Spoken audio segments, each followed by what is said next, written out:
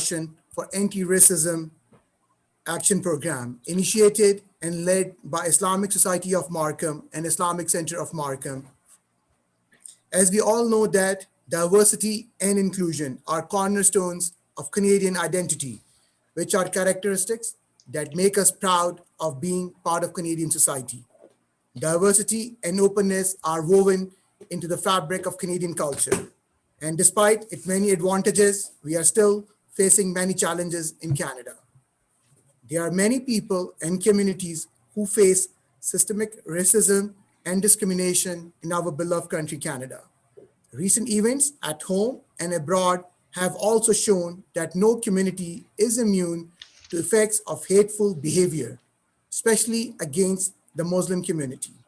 Whether it's racism or discrimination based on Islamophobia, anti-Asian racism, anti-Indigenous, anti-Semitic, or anti-Black, it is clear that we all need to do more to combat against racism and discrimination in its various forms. Muslims in Canada have become too familiar with the violence and Islamophobia. With the attacks on Muslim women in Canada, the killing of the innocent Muslims in the mosque, especially in the Quebec City, where we lost 6 innocent lives, the loss of our Afzal family in London, where there's a loss of a child in our community because of Islamophobia. This is a sorrow that will run deep for a long time for all of us, not only for the Muslim community. But let that sorrow or grief be part of a change, be part of the foundation to fight against racism and discrimination and Islamophobia. Despite of the London incident, we have seen that there were threats at Islamic Institute of Toronto, which are extremely sad, that the place of worship has to face this incident. I want to dedicate this panel discussion on interfaith in the memory of Afzal family. We are with the Afzal family, our dear brother Afzal, Sister Talat, Madhiya, and Yomina, they lost their life. I would like to request everyone to have a moment of silence in the respect and in the honor of the Afzal family, and then we will officially kick off this meeting. Thank you.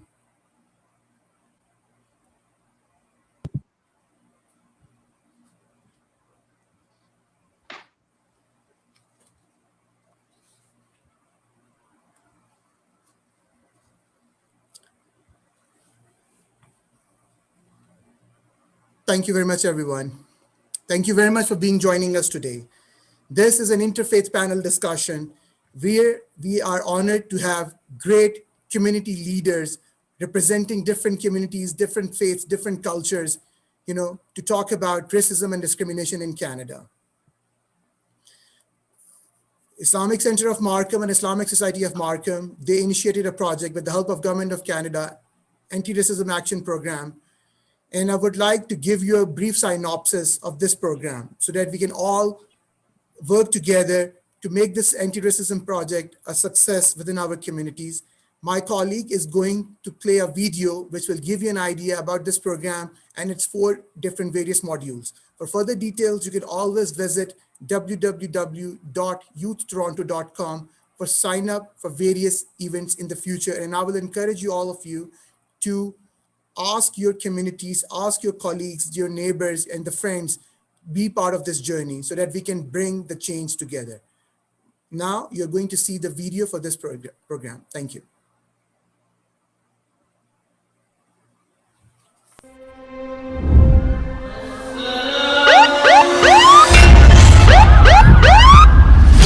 No one should be afraid in a place of worship. I know this is a simple thing to say, but when I think of all the anti-Muslim rhetoric, the recent incidents and the hate being spewed at our community of faith, I question the simplicity of this concept.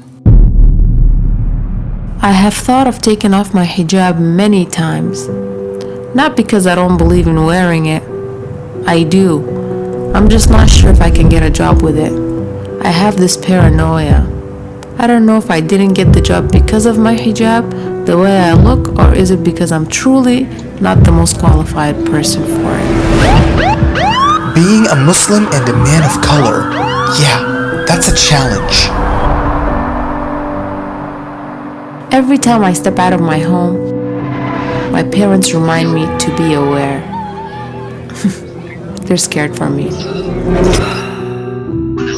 When a loud noise, or when I see the door open suddenly, I get this eerie feeling. Being a Muslim is a part of my everyday activity. My faith is not only my identity, it is what I practice. Assalamu alaikum wa rahmatullahi wa barakatuh, everyone. My name is Imam Muhammad Nabil. What you have just seen is a real representation of what many Muslims are facing on a day-to-day basis. Many of our community members are struggling with identity challenges, systemic racism, and discrimination in our country. where we are obligated by our faith and religion to fight and combat against Islamophobia, anti-black racism, anti-Asian violence, or any sort of discrimination. We at the Islamic Center of Markham and Islamic Society of Markham are very excited to announce this new and exciting anti-racism action plan. Our goal is to reduce barriers for the Muslim community, enhance the positive relationship between our community and the criminal justice system, and to reduce employment barriers due to Islamophobia. Throughout the year, watch out for 4 aspects of our program. First, Youth Justice Program will include a combination of life training, skills, education, family training, including assistance with transitions, employment training, and other opportunities. Our second program is our anti-racism business program, which will help increase awareness about anti-racism and Islamophobia at the workplace, and it will help reduce discrimination practices in terms of interviewing, hiring, training, and employee promotions.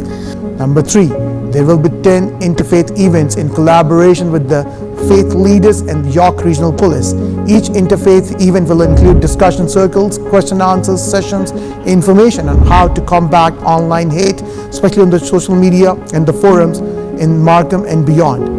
The fourth is a story-based video series from our community members that will showcase their day-to-day challenges and accomplishments. We are truly excited for this program and urge you all to participate, and we can't wait to see the real practical impact it will have on our day-to-day life. Thank you, Azhar. Thank you very much for showing this video. As you have seen it, there are 4 different modules of this program. This program is specially designed for the youth and their families to understand how they can work in parallel, to work to fight against racism. So first one is the Youth Justice Program, where we will learn more from the youth perspective, and it's good for the youth and their families. Second is the Anti-Racism Business Program, where we will be helping businesses to educate them how they can avoid anti-discrimination practices at the workplace, how they can build up the policies, how they can change and modify their hiring processes and interview processes. The third one is about the interfaith. Like this is an event for the interfaith, where the community leaders, the religious leaders, the interfaith groups, they can work together to build the gap and build a stronger communities. Then the fourth one is the video web series, where the youth will be sharing their experiences. Now, to kick off this panel discussion, our Honorable Minister Mary Ng and our beloved Helena Jagzik from Markham Stouffville, the MP Helena Jagzik, they will be participating through their video messages. The Honorable Mary Ng was first elected as a Member of Parliament for Markham Thornhill in April 2017, and she was appointed Minister of Small Business and Export Promotion and International Trade in July 2018. She was then re-elected in 2019 and was appointed for the Minister of Small Business, Export Promotion and International Trade. Mary is a devoted community leader who has always believed in the power of public service, with 20 years of an experience in the areas of education, women leadership, job creation, entrepreneurship, and anti-racism. We are going to share with you the message from Honorable Minister. Please.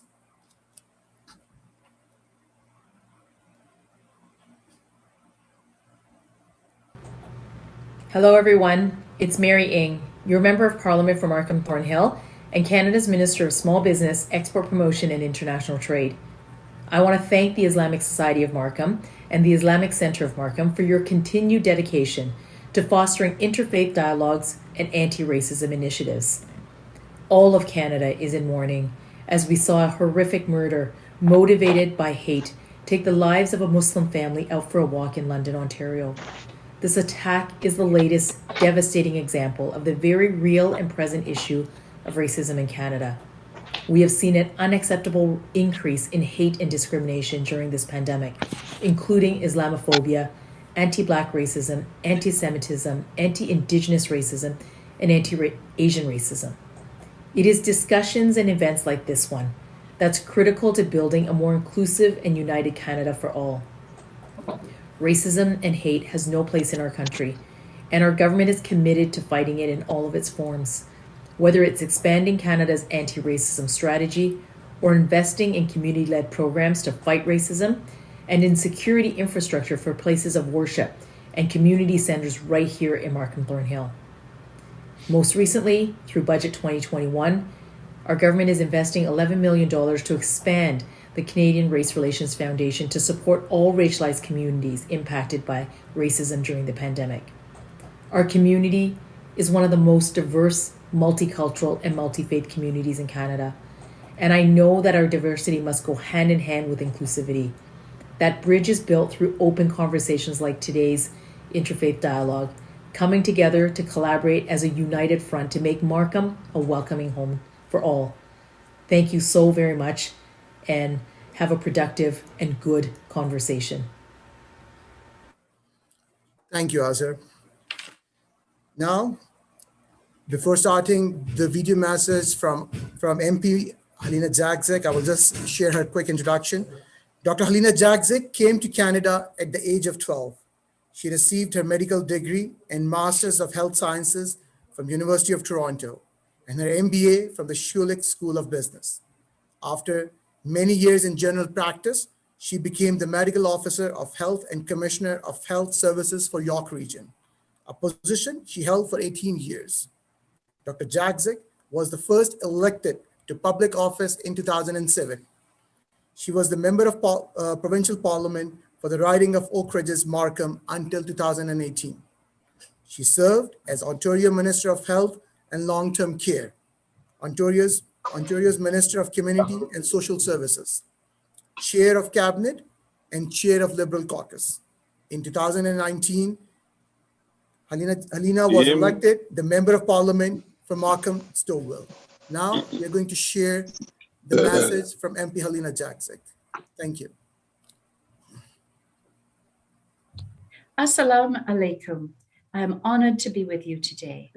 Almost 2 weeks ago, a grandmother, 2 parents, and 2 children went for a walk together, 3 generations of the Afzal family. The family never made it home. The horrific attack in London, Ontario, took the lives of 4 innocent Canadians and left a 9-year-old as the only surviving member of his family. Our hearts go out to the loved ones of those lost, especially to young Fayez, who lost both of his parents, his sister, and grandmother.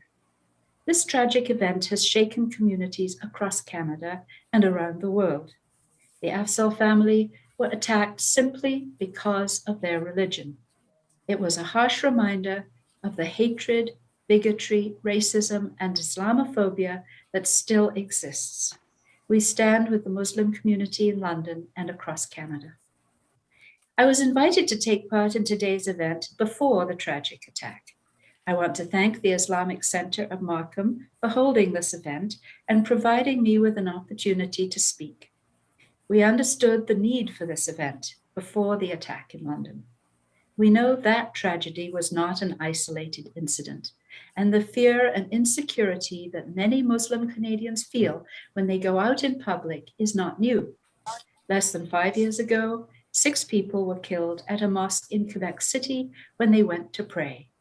Less than a year ago, Mohammed Aslim Safis was killed outside a mosque in Etobicoke. Far too many people across the country have faced insults, threats, and violence targeted because of their Muslim faith. All Canadians should feel safe where they live, work, gather, and pray, regardless of their race or religion. In recent months, as we fought the pandemic and as we lost more than 26,000 Canadians, we have witnessed other reminders of hatred, bigotry, and ignorance. We saw a wave of hate crimes targeting Chinese Canadians. There was the discovery of 215 children buried at the residential school in British Columbia. What is even more heartbreaking is that we know there will be more revelations to come. Canadians have often thought of our country as a safe haven, a place where people can come from around the world to live peaceful, safe, and happy lives. It is clear that our reality is falling far short of our ideals. We have dark chapters in our history, and there's still darkness today that we need to confront. Today's event is about confronting that darkness, and that's why we are here. It's about reaching out across lines of faith, race, and culture and connecting. It is an affirmation that fundamentally we're all the same. We want to live peacefully, with respect, with dignity, in a safe community. We want opportunities for our loved ones and for our family. We share a common desire to create something better for the future for all of us, for future generations. That we are all here together, even if we're connected virtually, is a source of hope. But how do we move from acknowledging hatred to real action? There are actions that government can take. We have already begun that journey, including Canada's first ever anti-racism strategy, which includes support for local community projects, and I believe today's event is supported by that initiative. We named far-right hate groups to Canada's terror listing, including groups like the Proud Boys. We are funding initiatives like the Security Infrastructure Program to help protect communities at risk and their schools and places of worship. We will continue to take action against online extremism and dismantling far-right hate groups. And we're holding a National Action Summit on Islamophobia, an opportunity to come together to determine the most effective steps and to coordinate further action. The call for a summit was unanimously supported by all members in Parliament, which is a hopeful sign. If we are to take action, you need to recognize the issue and not be afraid to name it. The Prime Minister said a few days ago, if anyone thinks racism and hatred don't exist in this country, I want to say this. How do we explain such violence to a child in a hospital? How can we look families in the eye and say Islamophobia isn't real? When you listen to the Black Muslim woman who constantly looks over her shoulder at the bus stop, fearing someone will pull off her hijab or hurt her, she'll tell you Islamophobia exists. If you listen to the parents who beg their children not to wear traditional clothes for fear of them being harassed or attacked simply for what they're wearing, they'll tell you racism exists. The reality is most Canadians haven't necessarily been aware of that fear, that far too many racialized or Muslim Canadians carry with them anytime they go outside. If this attack in London has any impact on non-Muslim Canadians, it should be this: to understand the anxiety and the fear that our fellow Canadians carry that they shouldn't be. And it is on all of us to understand that experience and be there to support and to help. We can and we must act. That's what Justin Trudeau said a few days ago. Islamophobia is real. Bigotry and racism are real. We must take action to stop it. Wherever we see hatred, it is important that we call it out. We need to stand up for inclusion through our actions and our words. Many Muslim Canadians are grieving, angry, and afraid. You're not alone. Countless Canadians are wondering what they can do to help. It's not just about political statements, it's personal. We're here to work with you, to stand with you. These are friends, neighbors, classmates, co-workers, and strangers, people of diverse religion, cultural, and racial backgrounds from all across Canada. We stand with you. We all need to come together as Canadians to stand together so that out of this darkness, we can create something better. There are a lot of reasons to be frustrated or angry with the horrible and tragic aspects of Canada's past and present. I have heard from some who have said we shouldn't celebrate Canada Day. I think it's important that this July 1st, we pledge to make Canada better. Let's celebrate Canada by taking action. Let's raise awareness of the problems we face. Let's reach out to people from different backgrounds. Let's push back against hate. The events in London made me reflect on a prayer that was a favorite of my mother's. I think its words are appropriate for today's interfaith event and challenges we're confronting. It is the prayer attributed to St. Francis of Assisi. Lord, make me an instrument of your peace. Where there is hatred, let me bring love. Where there is offense, let me bring pardon. Where there is discord, let me bring union. Where there is error, let me bring truth. Where there is doubt, let me bring faith. Where there is despair, let me bring hope. Where there is darkness, let me bring your light. Where there is sadness, let me bring joy. O Master, let me not seek as much to be consoled as to console, to be understood as to understand, to be loved as to love.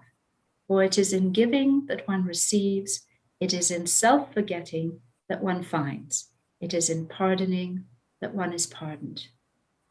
I believe we are capable of transforming Canada for the better. By coming together, we can confront the ugly face of hatred.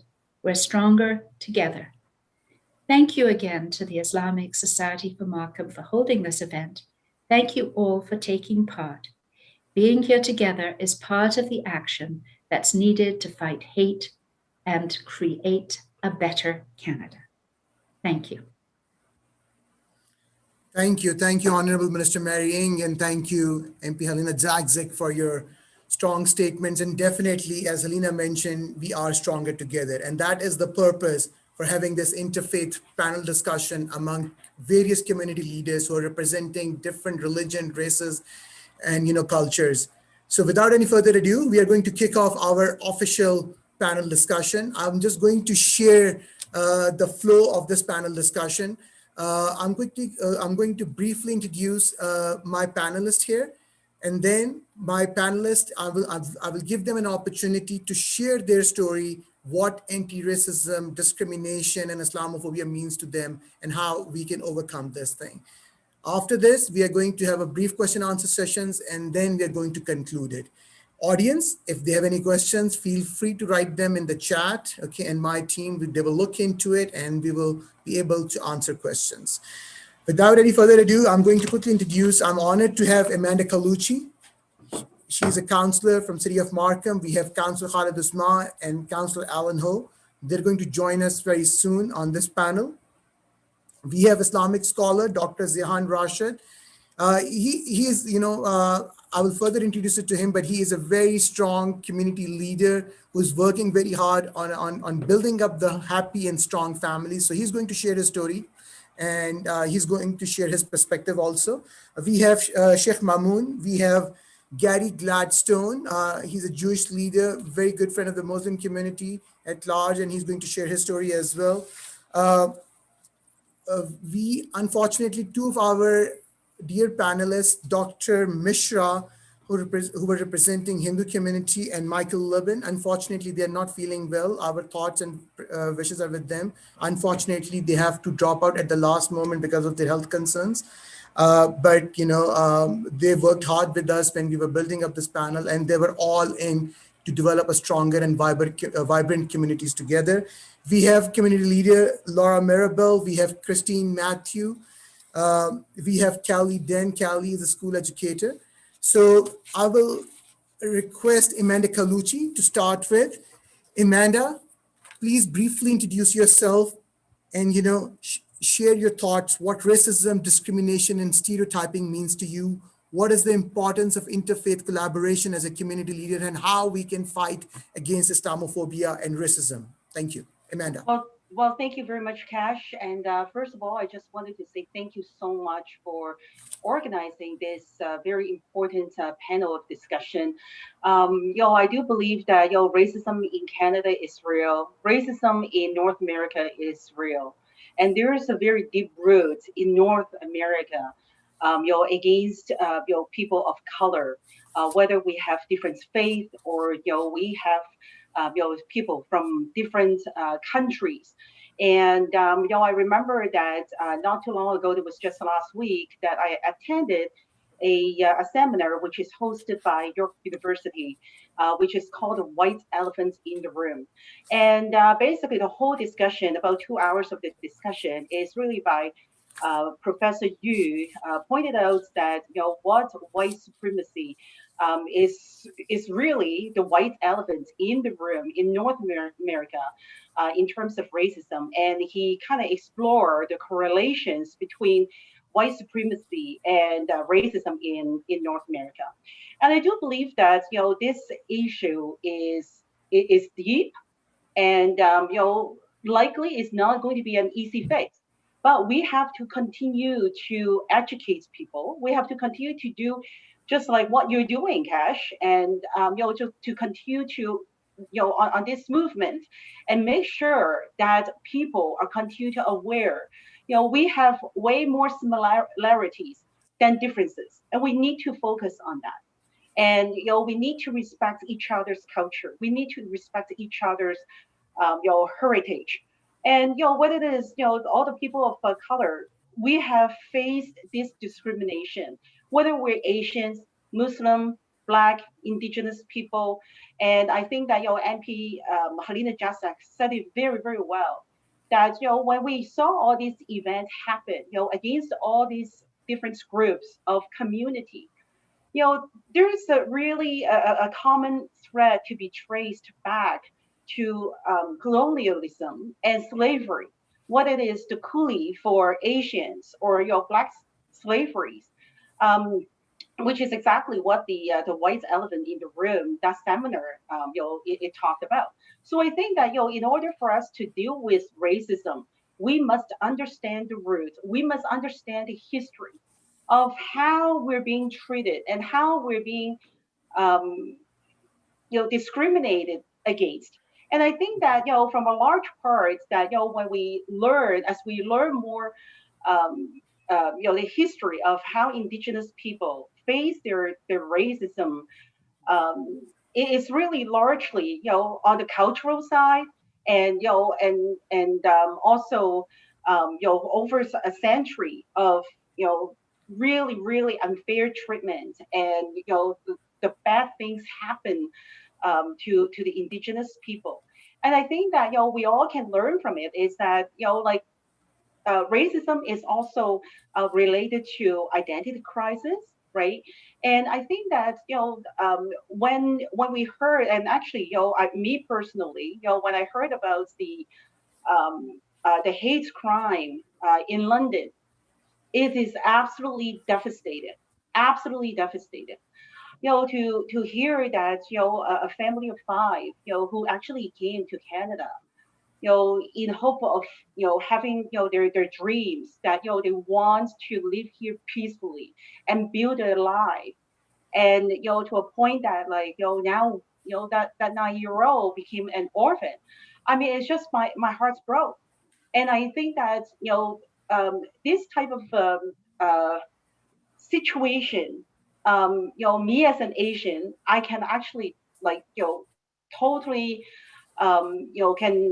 can empathize and understand that hate is really no place in our country and no place in our society.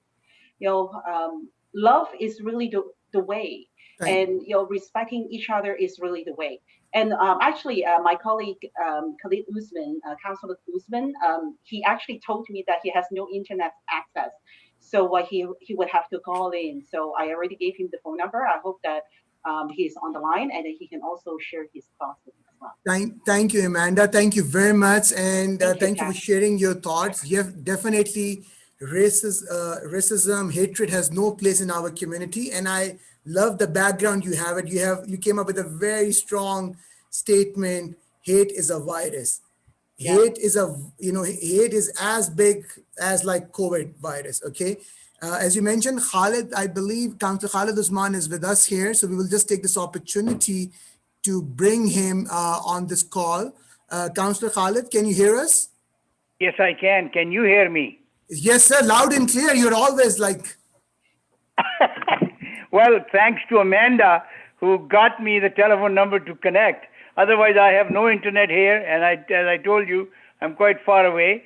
And unfortunately, I want to speak on this topic of anti-racism and Islamophobia because this is something that I've been very much involved in for a long period of time. And that ugly head of Islamophobia has creeped up again.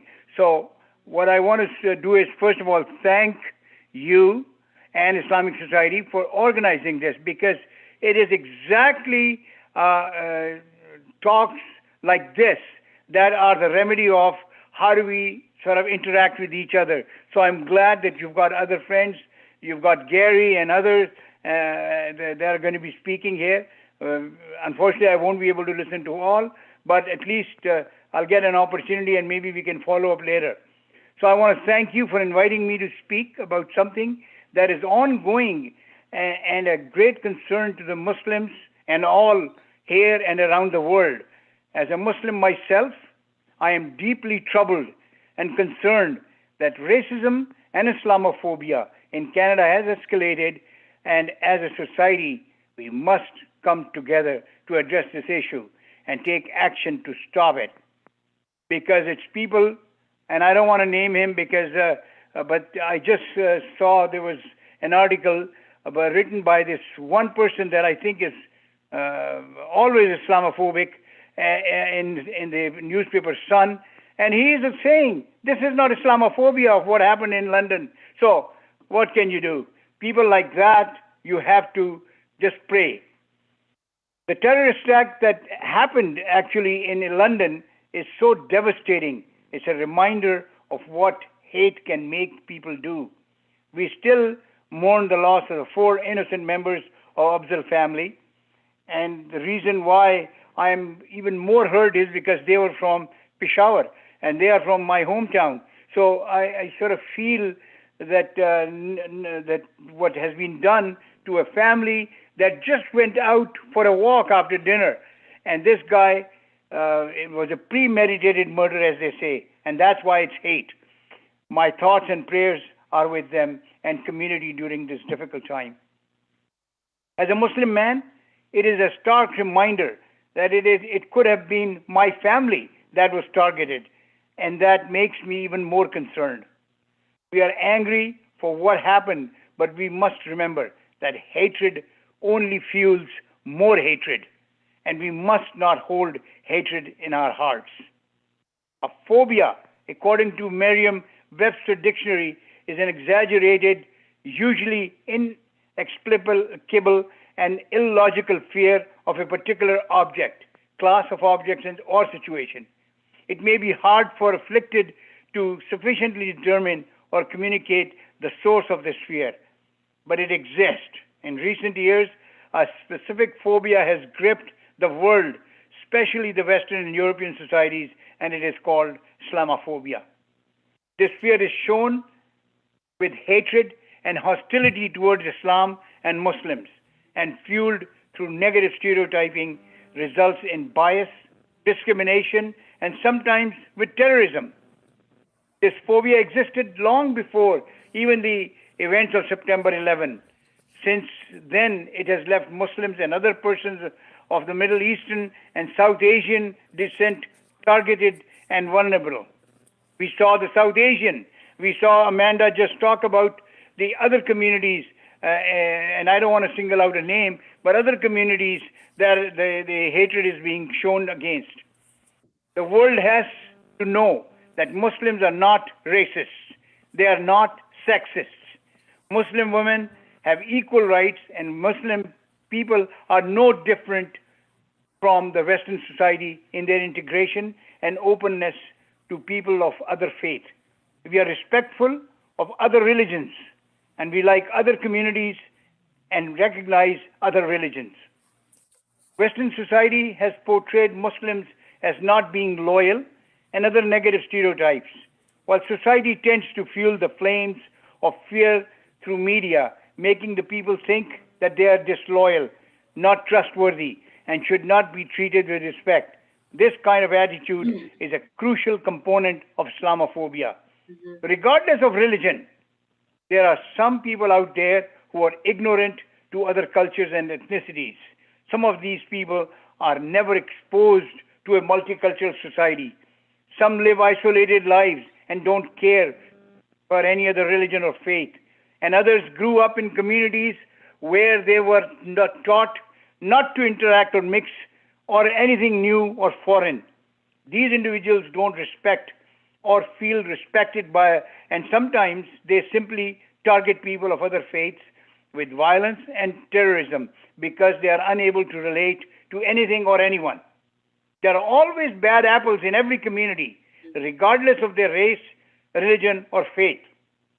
We as Muslims need to educate the world, that let them learn that our religion is peaceful and we follow our holy book just like other religions and faiths, and we only pray for peace and happiness for all. If Muslim women want to use hijab, then they had to be respected, just like a Sikh wanting to wear a turban. The Christians and Jews used to cover their hair before, but in this modern days, many have chosen not to. That's okay. Many Muslim women have also gone out without hijab, and that is also acceptable in this modern society. Muslim men and women are very much engaged in politics. As a matter of fact, we have many right here in Canada representing at all levels of government, and all are admired and respected. Many have made significant contributions to medicine, science, architecture, engineering, investors, charity work, to name just a few. Western society must see these many contributions, and we must make ourselves seen. So the question is, how do we tackle this ongoing issue of Islamophobia and anti-Muslim and anti-Asian and anti-Black? Well, that has been more like a brainwash through media and hateful groups. Number one, we must all practice tolerance and forgiveness. If we allow hatred in our hearts, we will be the same as those who persecute us. We have to educate society on how we are no different from other Western societies. Invite all communities to participate in our cultural events.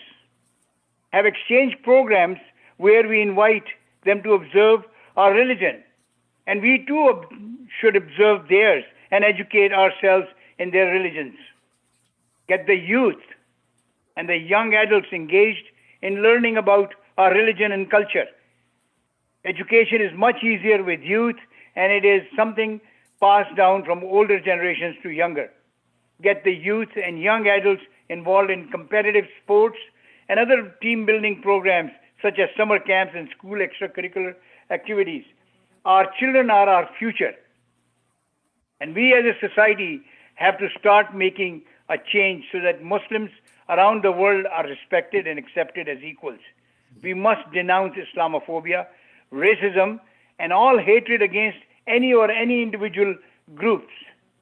As you know, I heard Helena Jazik talk about going out this Canada Day and making it a point to celebrate.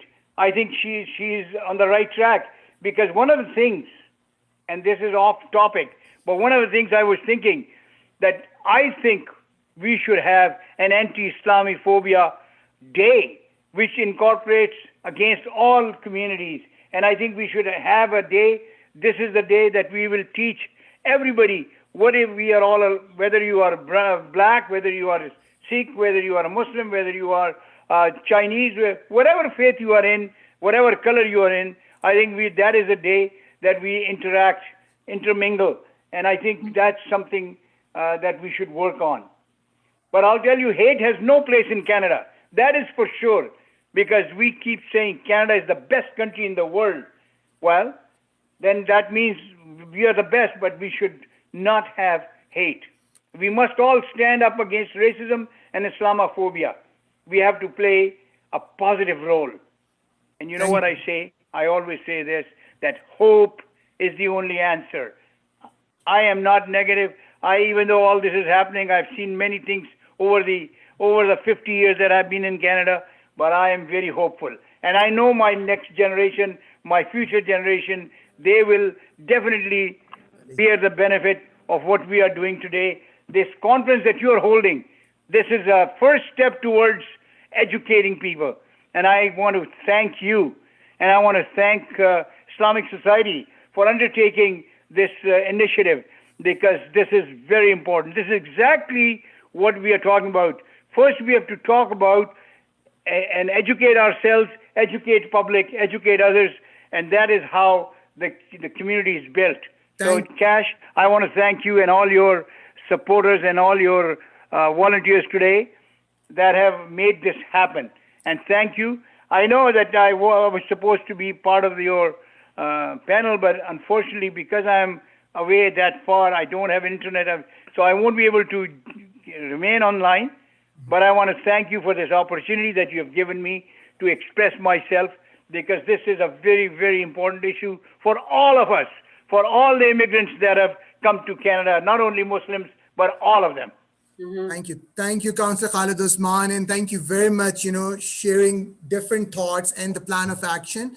But definitely, I will echo your statement where you said Muslims are important part of the social fabric of Canada. Thank you very much for this thing. And thank you for sharing a detailed list of action items, but where you mentioned education and cultural events. So Gary and me, we were talking it about before starting of this panel discussion, you're talking it about how we can participate in each other's, activities. And Gary mentioned about the food and all of those things. Gary's going to talk about it later on, but I will give an opportunity to Vanita and Kelly, because these are the two ladies who represents the education system. Vanita is a Ward 7 and 8 councillor from Markham. She's representing York Regional District School Board. She has served 3 terms as a school board trustee. So Vanita, I will start with you, and then Callie, we will talk about, Callie is a school teacher, so then she's going to talk about what anti-racism, discrimination, and Islamophobia means to you. So Vanita, it's you. So Cash, I just want to let you know that Councillor Ho just joined us as well. Yes, welcome Alan Ho. Thank you very much for coming and joining us.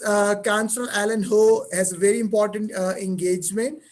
He just mentioned us he will be running late, but thank you, Alan, for joining us. Thank you, Amanda, for informing us. So Vanita, hand over it to you. So let's take 2 to 3 minutes, because after this, because we have a very strong panelist, I want everyone to get an opportunity. Let's try to summarize your thoughts in 2 to 3 minutes. Then I want to focus more on the question answers. And then this is just the beginning. Okay, we will have a lot of community activities, a lot of community engagement. We will be able to share our thoughts. So Vanita, please, in 2 to 3 minutes. Sure. Thank you, Cash, and Ali, of course, and the Islamic Center of Markham and Islamic Society of Markham for providing this opportunity to speak on this very important topic today. Of course, racism and hate has no place in our society here in Canada. My deepest condolences to the family and all those grieving in this act of terrorism and hate. My heart goes out to the boy that survived. We as the York Region District School Board are deeply, deeply concerned about the violent effects of Islamophobia and condemn these violent acts of hate. We have been entrusted with the responsibility to ensure all children are safe and protected. This means supporting them in knowing that the harsh realities they face are valid and real, rather than being complicit in erasing or dismantling and silencing those realities and their traumas. We hold true to our values of human right for all, holding strong in our commitment to truth, and stand together with the community in solidarity against hate and oppression. As a school board, we are also committed to continuing taking action against Islamophobia and to supporting our students, our staff, and the entire community. Our action will continue to include partnering with the National Council of Canadian Muslims and the local community leaders and the faith leaders, and developing and delivering professional learning to all staff aimed at disrupting Islamophobia. So I would stop here right now, Cash, and maybe give an opportunity to Callie, and we'll come back. Thank you. Thank you very much, Vanita. And before I will move on to Callie, I want to say a special thank you to our Jewish leader, Michael Lublin. He was not feeling well today, unfortunately. Michael, we shared our, prayers and wishes for you earlier. And thank you very much for joining us, giving us a respect and honor by joining it. I will ask the administrator to unmute Michael Lublin. So before moving to Cali, I just want to give an opportunity Michael to speak with, because I know he's not feeling well. So he will share his thoughts and then he might sign out. So Michael, hand over to you, sir. Thanks very much, Kashif. Can you hear me okay? Yes. Yeah, okay. Good afternoon. It's nice to see you. Nice to be with you. Gary, I think that's you? Yep. Yeah, how are you? Thank you. I didn't respond to your message, but I'm okay. Just a little short of breath.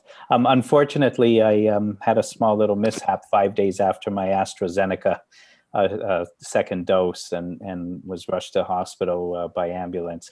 And I'm still trying to gather my strength. I'm having a tough time, though. I have some good mornings and bad mornings, and I was waiting to make sure I had enough strength to join you at the time that we started. I didn't think so, and then I had nothing but what we say in Jewish. I had charat. I had nothing but regret not being here with everybody. So I quickly jumped up, got out of bed, and thought I would join you all. Obviously, I missed the introductions and a lot of the statements. I could only say from a Jewish perspective two very, very important things. One is there's a dictum in the 5 books of Moses, the First Testament, which is called V'ahavta l'recha kamocha. It's an imperative commandment to love your brother as you love yourself. And those that love themselves can very easily love their fellow man and love their brother. And when we don't profess a love for our fellow man, we have to look at ourselves individually and say, how much do we love ourselves? How much do we love our families?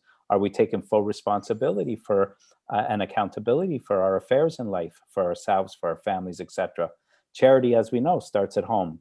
So love of our fellow brother also starts at home. And I think that if we're strong individuals and we have a good solid foundation, and that our respective religions and our respective cultures teach us and give us a strong foundation, as well as traditions, then we could go out into the greater world, into the secular world, our secular society, and we could pass on this wonderful, gift that we have personally to all other cultures and all other groups. The other thing is education.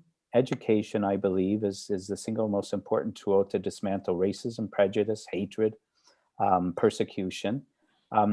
If I'm not mistaken, at one time in the United States, the most visited monument was the Vietnam Memorial. But since the establishment of the Holocaust Museum, that has become the single most visited monument or museum sacred building in the United States, by far over every other institution that's there. And when people go to the Holocaust Museum, and they come from all over, and when I was there, a lot of public schools throughout the United States bus students in all the time, constantly to go there. The lines are very long to get in. Sometimes I'm told you need reservations to get in when you're coming from other countries. But people that go there and see what happened during the Holocaust, see what mere words can do. Words lead to speech, and speech leads to action. And here we have even a bigger problem in contemporary times, because we have the dissemination of hatred on a very, very easy medium, an easy tool, which is called the internet and social media. So when people go to the Holocaust Museum, they get educated very quickly just how horrible and how tragic the conversion of words into thoughts, into words, into actions can culminate. And that the whole purpose of the museum was to educate the world, to educate societies of this very fact, that unfortunately racism is not just institutional, systemic and endemic amongst institutions and governments, but it's also within the person, within the human being. And people hate, and they don't even know why they hate. Maybe they hate because their parents didn't teach them to hate, but their schoolmates taught them to hate, or they want to follow the popular group or the popular gang at school. There's no reason for it. There's no rhyme for it. Once we educate people, I'll just send in one quick second. I put out a quick little video after our London family, when we lost our London family. And I said, astonishingly to the Jewish community and to the rest of the community, I'm a fellow who studies Quran every day. Why do I study Quran? I want to know what Islam is. I want to know why people hate Islam. And you know what? The Quran's not giving me the reason why.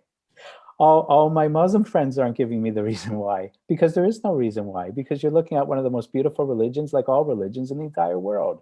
a religion that the good book is a book of life that teaches us common sense and how to live amongst our fellow man and how to take care of our fellow man. So education is very, very important. It's the key. I won't go on, but thank you very much for having me. I'm really out of breath. Thank you, Michael. Thank you very much. Thank you for sharing your thoughts. And first and foremost, thank you for joining us.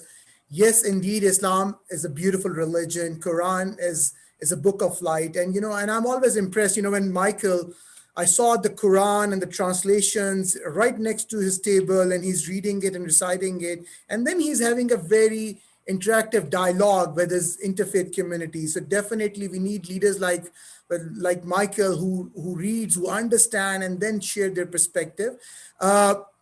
Kelly, you have 2 minutes now. Okay. Please share your thoughts, okay? And Michael, sir, it's up to you. You're most welcome to stay here on this panel discussion if your health allows. By the way, I also got AZ vaccine and I got a terrible, side effects, me and my wife both. So we might need to consider your reaction when we are getting our second dose. So Kelly, you have 2 minutes and let's see what Kelly has to say as a school teacher. She's educating our youth. She's nourishing them with her thoughts. And before we will go, someone similar like Kelly gave assignment to my daughter. She's in grade 4, Fatima. So she made this one, first the painting, and then she wrote in different languages, we are all equal. So this thought came from a teacher like Kelly. So Kelly, hand over it to you. Thanks so much for having me, Cash. And again, thank you to the Islamic Society of Markham for having this. I'm going to really echo what a lot of people have already said. I teach high school and I teach in Scarborough. So to be honest, the students that I teach, it's their majority either Muslim or Hindu. And I think ultimately the best thing about education is that it exposes kids to each other and it makes you see their humanity. Like the wonderful thing about public education is when you recognize the humanity in somebody else and you really can't hate them, and knowing each other better, I think is the way. And we're all talking about education and youth. I'm very, very hopeful too, because I see this as a generation who will call out intolerance, they call out homophobia, they call out racism. Not all of them, but more of them. They're more aware of it, and I think it's because they live together more. We're a more multicultural society in a place like Markham or where I teach in Toronto. That's not true for all of Ontario or Canada, of course. There's a way to go, but I think as much as we can do things like this, talk to your neighbor, get to know your neighbor, get to know their traditions. I think sometimes people are afraid to ask each other questions, and if it's done in a respectful manner, I don't think we need to be afraid of asking each other, oh, tell me about this. I'd like to know more about this. I know during Ramadan, there's some organizations that will allow, non-Muslims to attend an iftar dinner. I think those are wonderful, wonderful things. And that's what we need a lot more of, because again, essentially you are then coming to recognize and understand somebody else's humanity. And that is the way forward. Thank you, Kelly. Thank you. Talking to your neighbor, community harmony is such an important topic, okay? And that thought comes normally from the families. Families, they educate each other, because if the parents, they will take the initiative, kids are going to follow it. Whenever we talk about the family, there is an NGO comes to my mind, Happy Strong Family. Dr. Zehan Rashid, who is a physician, who's a retired physician by profession, we are honored to have him. Okay, and I want to introduce also Mamoon Hassan. Mamoon Hassan is also representing us. He wears different hats, but Mamoon is a storyteller. And he's the one who developed this anti-racism project video. But before we'll ask Mamoon, we will give some time to Mamoon, but I want to start with Dr. Zehan. Dr. Zehan, sir, share your perspective, why it's important to have a stronger family, how we can work together to know more about our neighbors, how we can fight anti-racism, discrimination, and share your thoughts with us in 2 minutes. Thank you, Dr. Zehan Rashid. Dr. Zehan, admin, we need to unmute Dr. Zehan. And Sheikh Mamoon, we need to unmute them. Okay, all right. So what we can do, in the meantime, they will unmute. We have Gary unmuted, and Gary is very patient with us from the long time. Gary, we talked about sharing a meal. We talked about how we know each other. Gary is a Jewish leader. Okay, he worked very strongly with different communities, with different religions. So Gary, first tell me when you're going to treat me, when you're going to share your wheel with me so that I can tell more about you. So Gary, hand over it to you. Please share your thoughts in a few minutes, and then we will move to Dr. Zehan. He is unmuted now, but we will start with Gary now. Well, that's wonderful, Cash. Thank you very much. You and I have shared many meals together, and God willing, I was having another opportunity. I was creating an I'm now opportunity. double vaccinated. You're double vaccinated. We'll meet at a patio somewhere, and we'll go from there. So first, let me start because, of course, not everybody knows me. I am currently the federal Liberal candidate for Thornhill. By profession, I'm a fundraiser for charities and nonprofits, which has given me the delight and opportunity to work with many faiths and many cultures, particularly around Southern York region, and really to find out that we have so many more similarities than differences. And my whole life has been revolving around diversity, inclusion, housing, and social equity.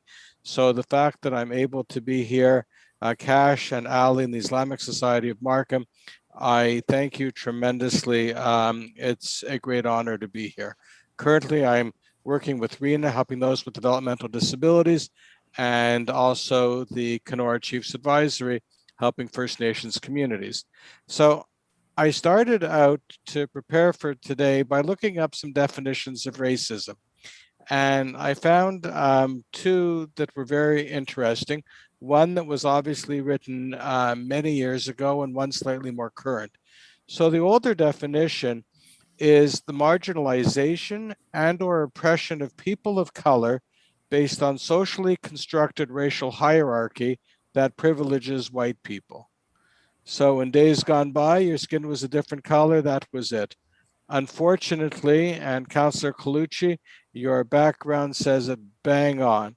Hate is a virus. That's not hate of one kind, that's hate of all kinds. So the more quote unquote modern definition of racism, individual actions or institutional practice which treats people differently because of ethnicity or color of skin, which leads directly to discrimination. So echoing on so many of the previous speakers, unfortunately, in our wonderful country, Canada, in my home of Thornhill, Southern York region, the GTA, whatever, there's hate of way too many kinds. There is Islamophobia, there's anti-Semitism, there is anti-Asian, there's anti-Black, there's anti-gay, there's hate is an absolute virus, and education, I agree, Cash, is the way to solve. I know that I've been on many discussions with many people of many different faiths to say, you know, we have more similar than difference. And it's time to focus on the similarities. And the best and easiest way to do that, Cash, as you were mentioning initially, is through food. And almost every function I've been at, Michael's laughing, at almost every function I've been at, and I know for a fact the ones Michael's been at as well, start with breaking bread together. Start with the traditions, start to understand what makes us similar. And then once we understand that, to question the differences and to get to understand them. Because through the understanding and through the education, you're a million steps ahead. Cash, when I was at the Islamic Society of Markham last week for the memorial tribute, and again, thanks to them for organizing. And as the MC and the imams were talking about dark doesn't take over dark, the only way to beat dark is light. And it brought me back to a number of the teachings for the religious Jewish institution that I used to work for, where it was always one candle, one piece of light penetrates the darkness, and then life and joy can go on and can continue from there. It's important to name what's happening and to make sure everybody knows. Yes, there is Islamophobia here in Canada. It's disgusting. Yes, there is anti-Semitism here in Canada. It's disgusting. Anti-Asian, etc. When one of us is impacted and affected, we're all impacted. Why is it that when I go to synagogue on my high holidays and the religious days, I have security up the wazoo all around the sanctuary? And why is it that the Jewish community now has to turn to the Muslim community, do it with pleasure, but it's a shame? This is what sanctuary security is all about. This is how to secure a holy place. Unfortunately, we've had experience with this. Why does Canada have to have the incredible infrastructure security program that funds security cameras, surveillance, etc., specifically for hate crimes against religious institutions? We shouldn't have to. Education has to increase. The funds that Minister Mary Ng spoke about initially that were in the budget to fight racism, the anti-Islamophobia summit that has just been called, the anti-Semitic summit that has just been called with the Honorable Erwin Kotler. These are great ways to start and to continue having the discussions with all of us to make sure. Before coming on the panel, I had a few spare minutes, so I went on Facebook to see what was happening today. And the first two panels that I saw really struck a chord as to why this is so needed. And again, to Michael's point, we've seen what speech does vis-a-vis the Holocaust and other genocides, and the denigrating of individuals, and now to online hate speech is quite powerful. If someone is young enough to experience racism, they are old enough to learn how to combat racism. And to the educators, Kelly, thank you for your words. To other educators listening, it's important that everyone is taught at the very young age. We're all humans, bottom line, and we all need to get along and get along together. Why is it that the next panel I read, and I'll be finished in a minute, Cash, the next panel that I read was about oranges from Jaffa.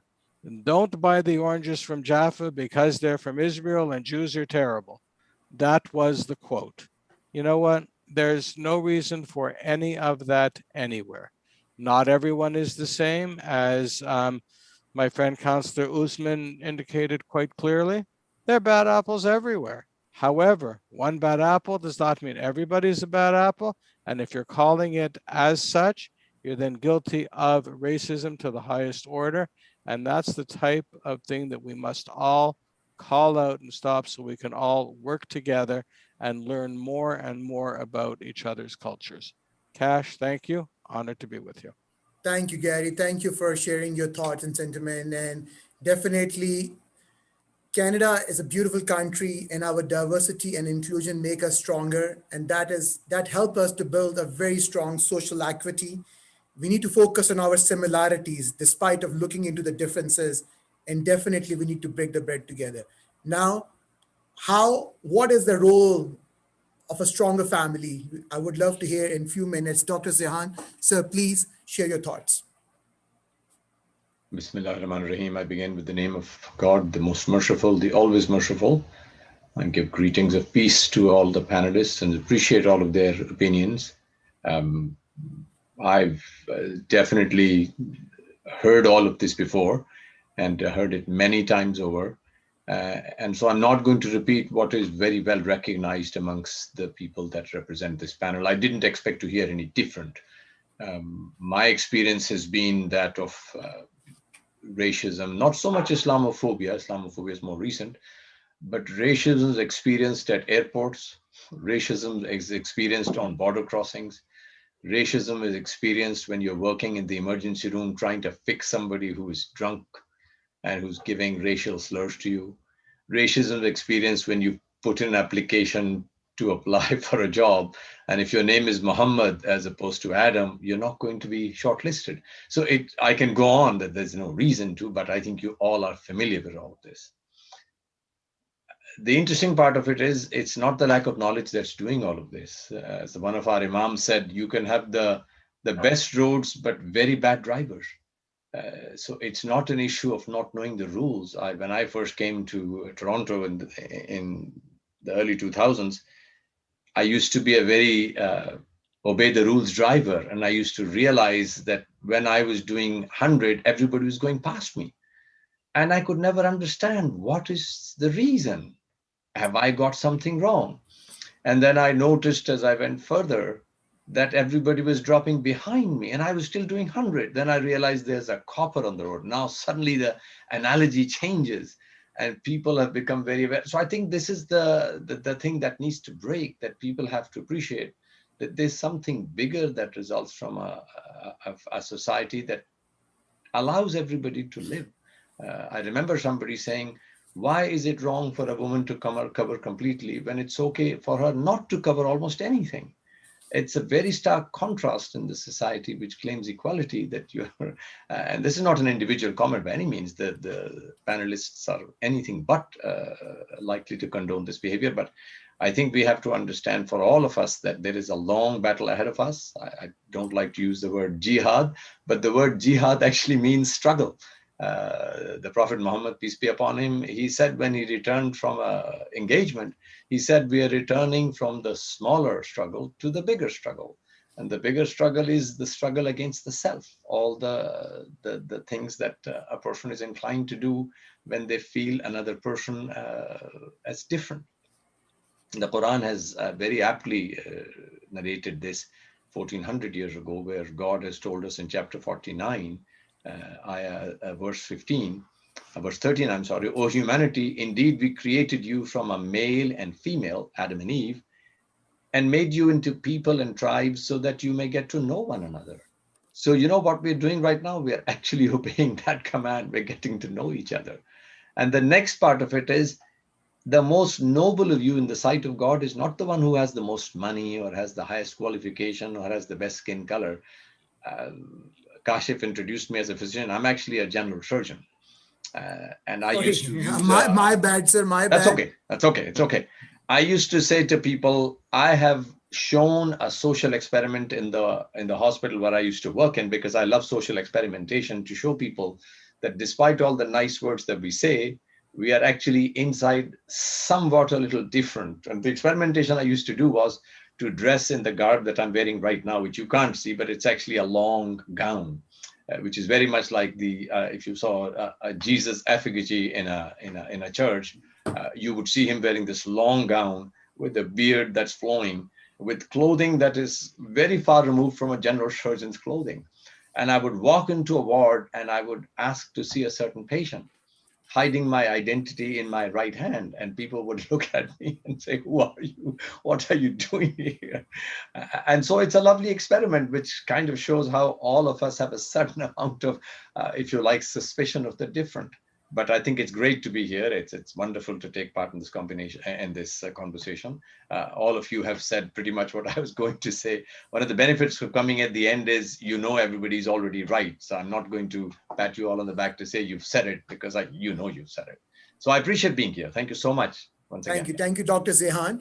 And I would just like to request to the audience here, if anyone has any questions, so please share it with us in the chat, okay? Or send us an email, info@youthtoronto.com. So what we will do at the end of this panel discussion, we are going to share the contact details for all the panelists, and then they will be, if there's any questions specifically related to anyone, the audience can share it. As Dr. Zehan mentioned, there is a long struggle. There is a long battle right in front of us. It is our responsibility as a community from diverse group, diverse races, to help each other and build a stronger, vibrant, and prosperous community. All right, I would like to give an opportunity to Sheikh Mamoon Hassan. Sheikh Mamoon, I think I met you 2 or 3 times, 3 times in fact, okay? Sheikh Mamoon has many introductions, but I just want to say one thing. The Iraq video is produced, directed, conceptualized by Mamoon Hassan. Mamoon, I will not ask you the standard question. I will ask you a question related to the content. Okay, first, there are 2 parts. First, what inspires you to make that video, to come up with that kind of a concept? So just try to briefly summarize it. And second, there is a lot of hateful content available on the internet, which triggers discrimination, racism, and Islamophobia. I would like to give an example from since this COVID came in, I got a chance to explore a lot of videos, series on Netflix, Amazon Prime, and I can feel it, because the family's at home. When I'm watching a lot of series, I can see the way they are putting, Middle Eastern Muslims as like, as a terrorist and all of those things. My kids who are born Muslim, they have a different perception. They ask me, Baba, are Muslims so bad in Middle East? And I have to explain them right from the beginning. So Sheikh Mamoon, I don't know how easy it will be for you to answer it, but just summarize it, and maybe the panelists who are coming next, they might be able to answer it. And also we have a blog on youthtoronto.com, and I would love you guys are the great community leaders. If you want to write something, share it with me, and then I will be happy to publish it on the blog. Share about your thoughts about racism, discrimination, and Islamophobia, and how, as an interfaith communities, we can fight for it. So to answer Dr. Zehan's comment, it's a long battle, it's a long struggle, it's a long fight, and definitely we are in together. Now handing over it to Sheikh Mahmood. Alhamdulillah Rabbil Alameen wa sallallahu wa sallam wa barak ala Sayyidina Muhammad wa ala alihi wa sahbihi ajma'in. So first of all, I want to thank you all for inviting me to this. I was actually preparing this whole time to answer the real question, but I guess really now that you switched it on me, so I'll just go ahead and I'll answer to your question that you have. It's actually one of the things that I now that I've seen the video itself again for the second time right now, we're actually doing it. It's really amazing to me that we conceptualized this, we shot it, we produced it, and we edited it all before these recent attacks that have happened in London, or the attacks that have happened actually at the Islamic Institute of Toronto, my masjid.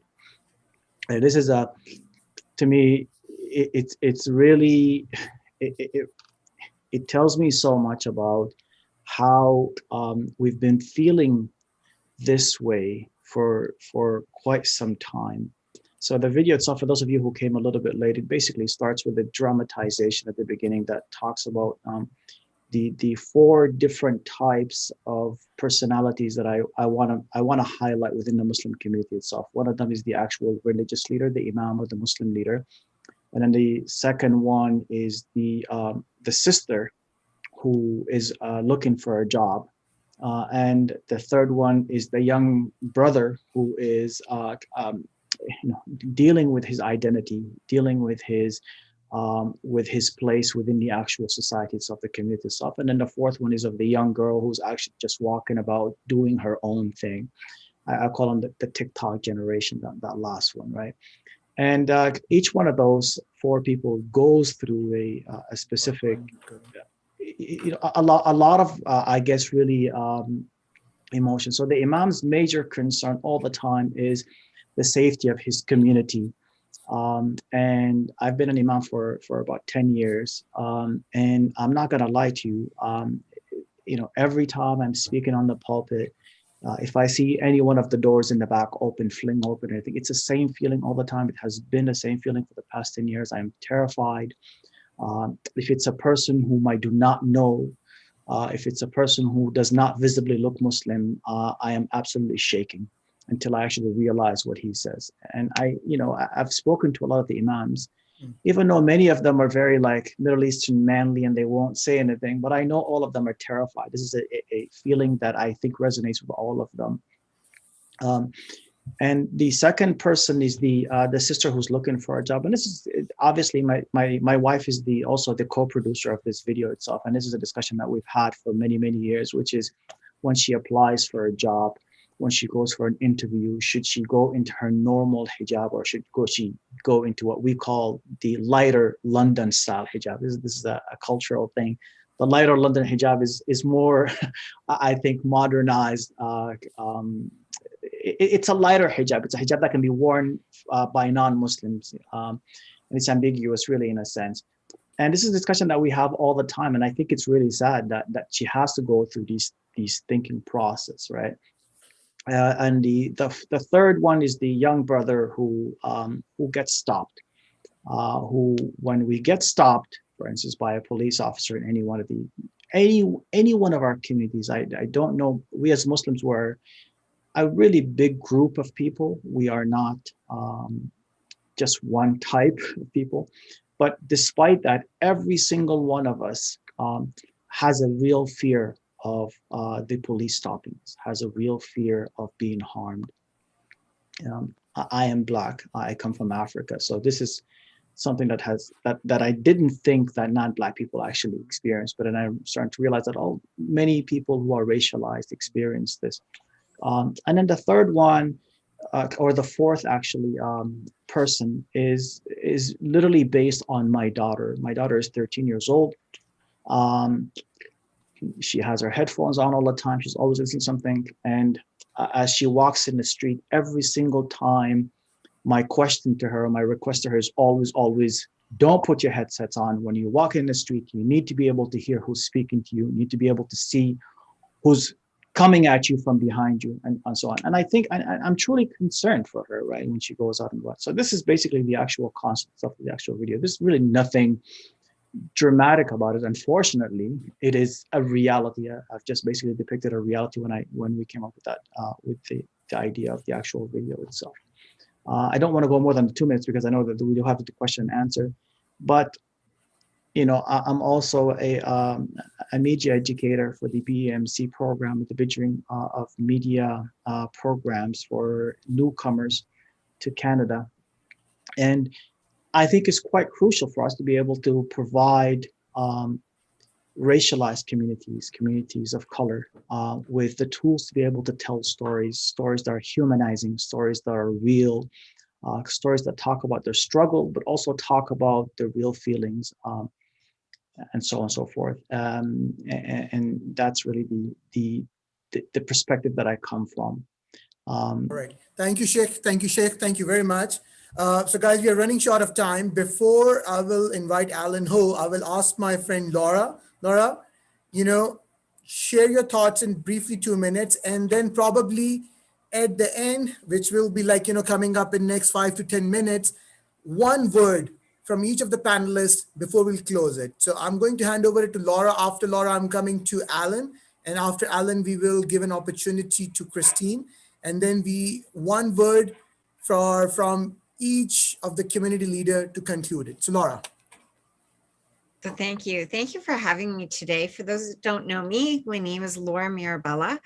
I'm actually, like Gary, also a candidate, but for the Ontario Provincial Liberals for Thornhill. And I'm so pleased to be here. I've been a public servant for a number of years. And in the last 7 years, I've worked for municipalities, sort of the lowest level of government that we have in Canada, both for the city of Vaughan and for York Region. Really vital in creating cohesiveness and creating safe places for us to raise our families, live and work and play. And that's been a huge honor for me. When I think about what's happened, and I'll just say my deepest condolences really to everyone in the Muslim community for again having to endure this attack on this family becomes an attack on everyone in the community and on your very faith. And as a person of a different faith, I just want to reiterate that I actually think that whether you're Christian or Muslim or Jewish, the core of all of our faiths is that each of us is sacred and that we are to love our neighbor as ourselves, and that we are to be light in this world. And so when something like this happens that shows that hate and evil is there, it affects all of us very deeply. Martin Luther King said that the arc of the moral universe is long, but it bends towards justice. However, the reality is that actually each of us has to do the hard work of bending that arc towards justice. And days like today, where we can learn about each other, where we can listen to each other, share our grief with each other, but also find solutions together. It helps to dispel that fear, which is really the core of hate. Hate isn't the evil in itself. Hate is derived from fear of the other, fear of the unknown, fear of loss of position, or whatever it happens to be. Hate is driven by that. It's a choice, or it's a learned behavior. And in order to dismantle that, you have to dismantle the fear. And the only way to do that is through opportunities to share with each other, to educate each other. People talk today about sharing meals together or asking neighbors questions. And that is so important when we think about the kind of society that we want to have. In order to get there, we need to be able to dispel that fear. So thank you for having me here today. Thank you, Laura. Thank you very much. And definitely one of the important, activities with Islam, basically, but I just want to clarify, there are two Islamic societies or two mosques. We have one Islamic Society of Markham, which is on Denison and Middlefield, and the other one Islamic Center of Markham, which is on Markham Road in Barak, okay? So these two institutions are leading this project, okay, and they are showing their leadership in the GTA region, and we are thankful to Honorable Minister Mary Ng and MP Helena Jadzik for supporting this entire anti-racism project. As Laura mentioned, we need to break the fear, and breaking the fear is only by educating and connecting people each other. And when we talk about connecting people each other, our counselor, Alan Ho, plays a very important role. I want, admin to unmute Counselor Alan Ho, okay, and unmute Christine Matthew, because Christine is also a very strong community leader. She's in Markham from a long time. And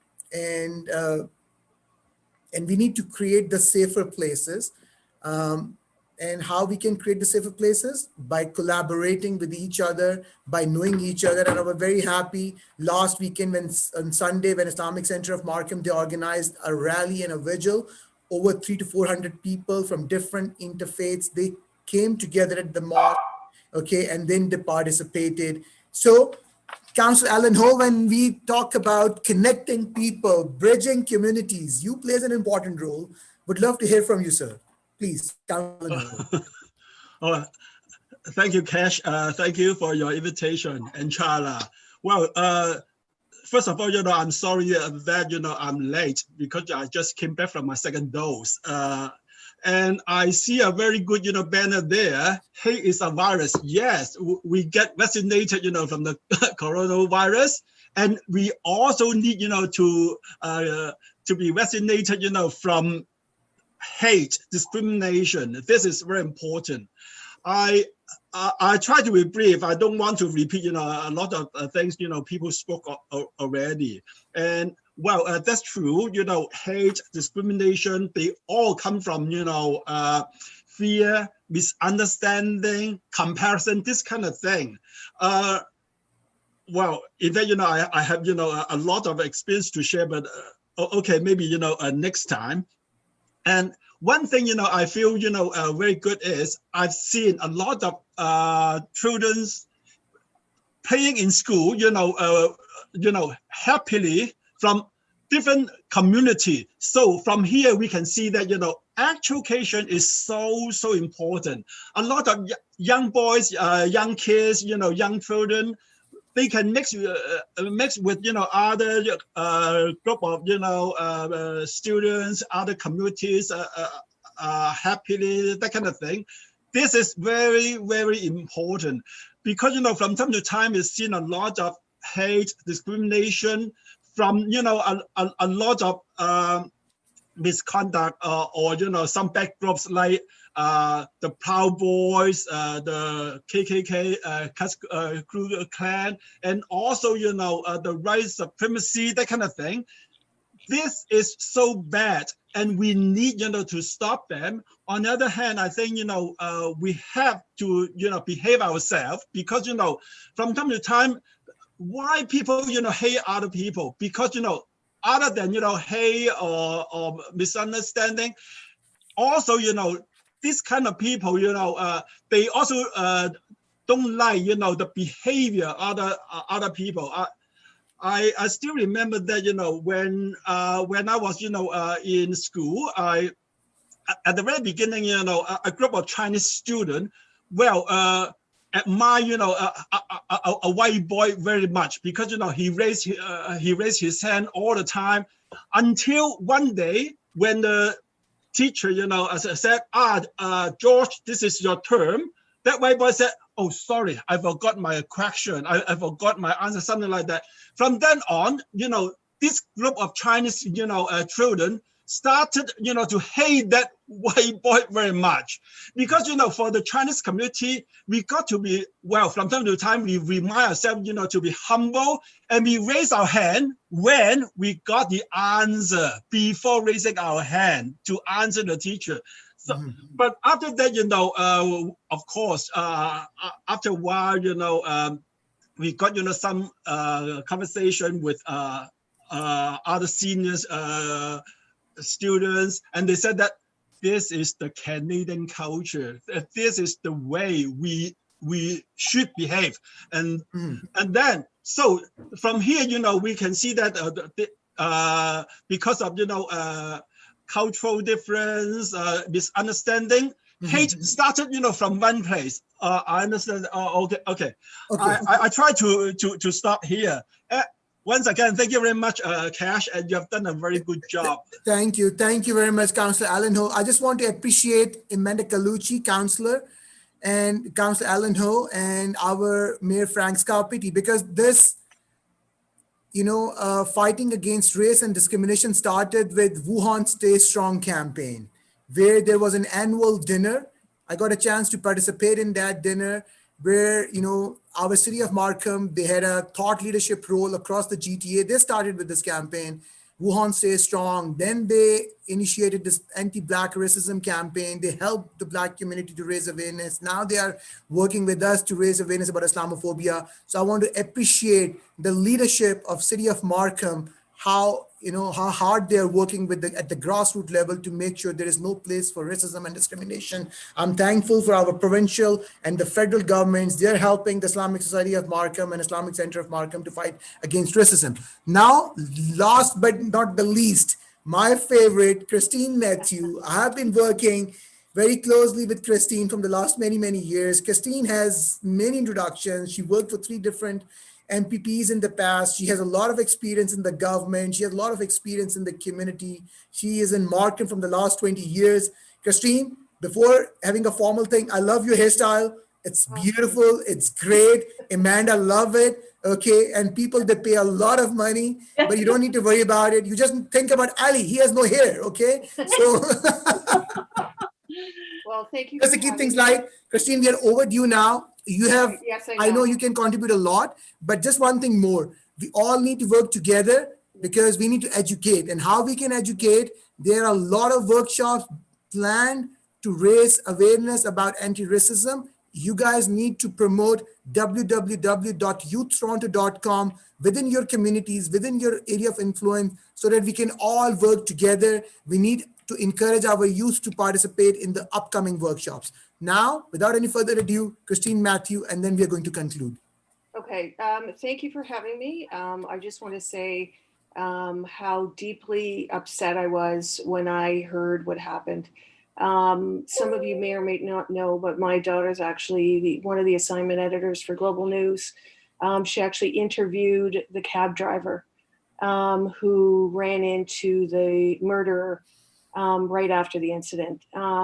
So there's a lot of information there that I'm privy to that may or may not have gone into the press. Just so everybody knows or may not know is that the murderer was actually homeschooled.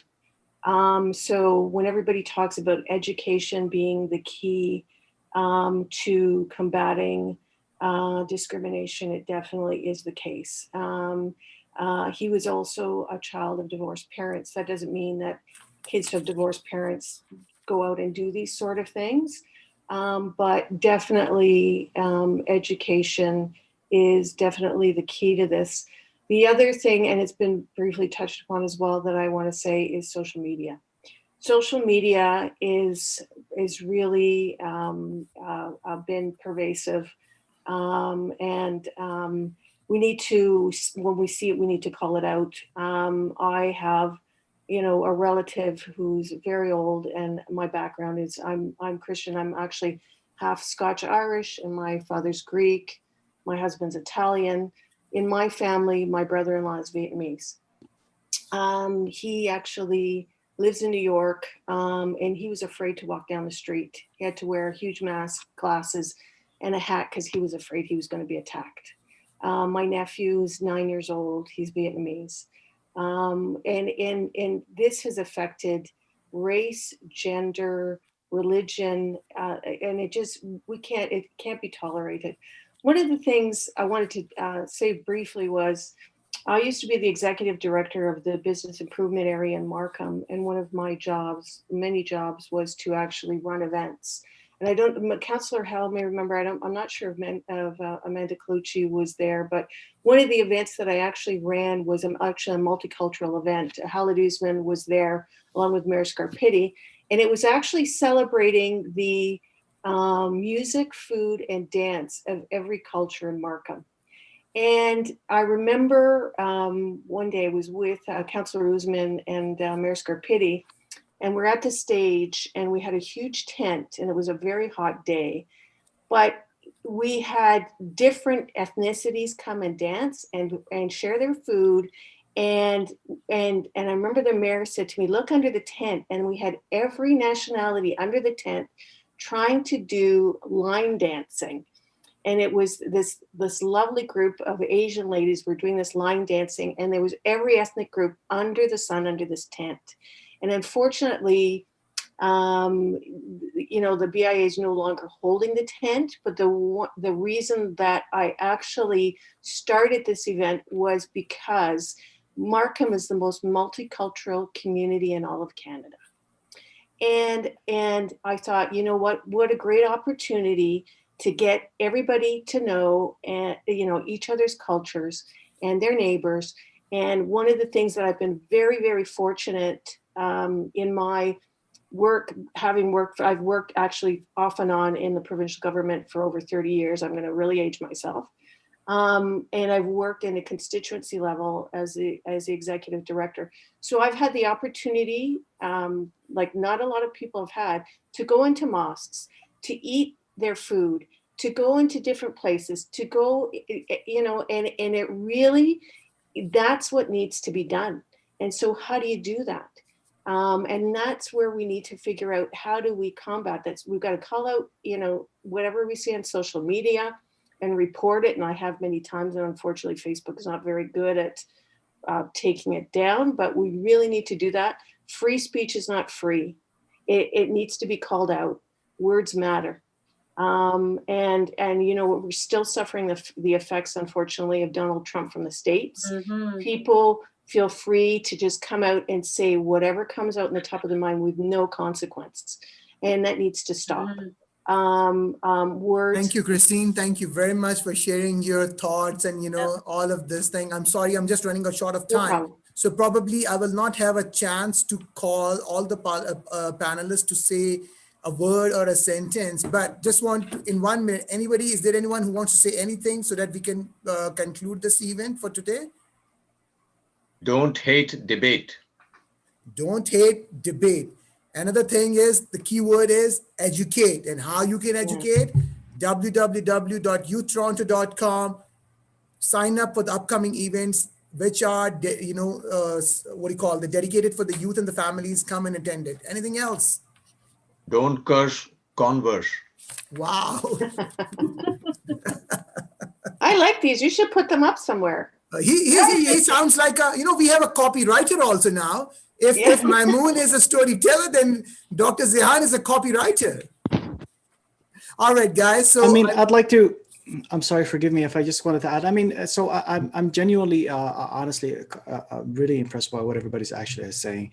I think an important part that is missing, however, from the discussion here is that there has to be a bit of of a critical way of thinking about how policy itself is actually needs to be addressed. I think everybody has talked about what we should be doing as a people, as a community, the discussion and as talks and so on and so forth. And these are really, obviously, these are quite important, but there is a role that the government should be playing that they are clearly not playing because this is happening. And I think when one is critical of how the three parties in the country, for instance, have dealt with Islamophobia, for instance, it's not because we have a dislike for the three parties or for the actual country itself, but it is because we want better for Canada. So when we actually are critiquing why it has taken so long, why there was even a discussion about the Islamophobia motion, why was there even a discussion about something that was so, it was literally so meaningless in such a long time. It was just something, let's just condemn it, you know what I mean? And yet we still had to talk about it. This really tells us a lot about how we are living in a country that requires a lot of work, and also how a lot of our racialized communities, a lot of the Muslim communities, the Sikh communities, and the Jewish communities are having to deal with Bill 21 in Quebec, for instance. This is a real thing. This is a real thing. So we can't. Yeah. So the whole idea of let's eat together, let's gather together, let's conversate, let's talk. Yeah, that's really all cool, but we've got to go past that a little bit, because these are just starting to become quite performative, really, I think, in a way that they are. And I just don't think that, honestly, is helpful anymore. Definitely, Sheikh Mamoon, definitely government of Canada at all the three different levels of the government. And I'm glad somehow they acknowledge that there is a serious problem in the case of Islamophobia, and definitely they need to act, and they need to act now. And I believe, and I'm counting on the National Action Summit on Islamophobia, that will bring some real resolution. So there will be the laws against Islamophobia. There should be a proper, system to fight against Islamophobia, discrimination through online hate and all of those things. So I'm sure.